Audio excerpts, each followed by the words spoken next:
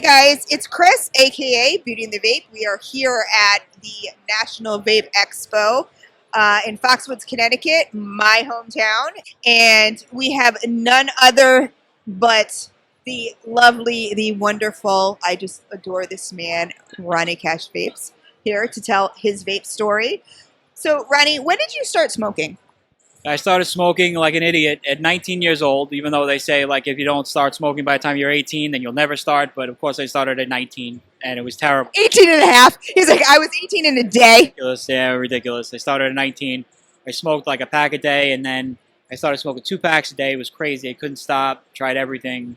Nothing was working. Really crazy stuff, you know. And then, I got sick back in 2009 and, it was crazy because no matter how sick I was still one of those people outside smoking cigarettes, sneaking outside smoking a cigarette. It's terrible stuff, man, And then right after I got better, back in 2010, I started vaping and haven't looked back since. So it's good stuff.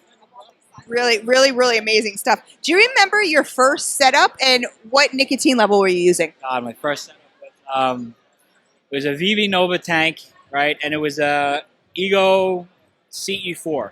CE4.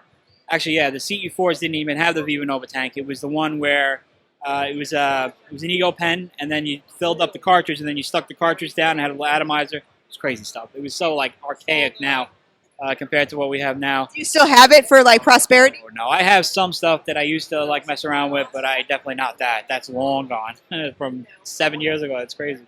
But I still have my first real thing was the Kangaroo knee box. Remember that? I loved it. I absolutely, and I still even the tank's all cracked inside, but I still keep it because I'm just like, oh, it was so cute. It was so adorable. So I mean, you don't dual use, right? No, I haven't smoked a cigarette since the minute I started vaping. I was lucky enough where I didn't have to do smoking. I was vaping at like 24. Back then we had 24, 26, 32. It was crazy, the nicotine levels we had. And I started at 24, and the minute I touched it, I haven't had one cigarette since 2010. So August 15th of 2010 was the last time I smoked. So yeah, it's good stuff. I can't even imagine, like, I started in 2011, and I can't, like, you smoked for so many years, but it's like so hard to, I mean, you remember it, but you're not part of that anymore. Like, it's almost like somebody you used to be. Yep. Yeah, and I recently was cleaning out my garage, and I used to sneak cigarettes in my garage and throw them out in there. So I was cleaning out the garage. All I saw was cigarette butts all over the place. I was like, bleh, oh, get away from me. Yeah, it's nasty shit. So, yeah. Now, did you ever, before you started vaping, did you ever try using, like, patches and all that kind of stuff? Yeah, I tried the patch. Never worked for me. I smoked even wearing the patch. Tried the lozenges that were nasty. I hated them shits. The patch was just like, I was even one of those lucky people that got approved from insurance to get those Nicotrol inhalers. So I even had those too, and those were just, they never worked. I mean, it's like you're like smoking on air. It's drawing in air. It's terrible stuff. Yeah, it never worked for me. Always went back to smoking. And the minute I picked up my first set, I was tired of it. I was tired of smoking. Cigarettes at that time were like $9 a pack, and I was like, I'm not doing this anymore. I'm not spending $9. And, I just, last pack of cigarettes, I was done. I said, all right, try vaping, and that was it. Loved it ever since. So. And so obviously you had medical conditions, you said, right? You got sick. So I was going to ask, like, what's your quality of life now? What has vaping, like, done for you? Sure, yeah. I mean, I had some pretty serious medical issues, back in 2009. So I had some heart issues and some major health issues. So, my heart, some of the heart issues have improved since I stopped smoking. I've had a lot of testing done and stuff like that as compared to what it was back in 2009. The results are always so much better. I mean, obviously, I got a little weight to lose, but I'm happy being chubby. So I'm happy being chubby. I'm one of those happy chubby people. I love it. But yeah, so I mean, I feel.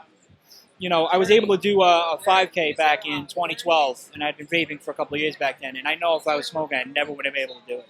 Just from walking and stuff like that, you always get winded, and especially when you're smoking, you always have that constant feels like somebody's sitting on your chest, And it's with vaping, it never feels that way. I've been free and clear for years. So that's amazing. And a 5K. I got there. One of like the last two people that crossed the finish line, but I still did it. So no matter how chubby you are, you can definitely get up and do it. Trust me. No excuses, people. I don't make excuses. I just don't do it. But I quit before I even try. But that's amazing. And if you had like one thing to sum up, what would you tell your state reps? My state reps, I would say, please don't take away my right to choose to live. Because I know if I continued smoking, that would lead to terrible, terrible stuff. I know my health issues. I mean, who knows? I may not have even been here. I mean, my heart was really bad back then, and since I started vaping, all that stuff has improved so much. And just don't take away my right to live. That's what I would tell my state reps. And that's amazing. Like you were saying, your test results showed. I mean, I really think more. It's like if the representatives would listen to this stuff and ask for this paperwork, we would be so willing to give it because that's testimony in itself, right there. I mean, if you want proof, here you go. Here's the proof. So. You got to make sure you're doing everything you can. I say it in every one of my videos. Just make sure you're getting out there. It doesn't matter what group you're with or what you're doing. Just do something. You can't just sit there because all this stuff will be gone. In 2018 is coming up right around the corner. And if we don't do something, it's all going to go away. So you got to make sure you're doing everything you can. Even if it's just texting and making a phone call or whatever it is, just make sure you're signed up for the calls to action. Do what they're asking you to do. That's all you got to do. It doesn't take long. Not going to take that long out of your day where you can't write an email or send a text or make a phone call. And all of us doing it together will help. If it takes everybody to make sure that that we're able to save this thing that we love. And it's going to take us all. So got to make sure you do your part. Absolutely. Absolutely. Thank you so much, honey. I love you.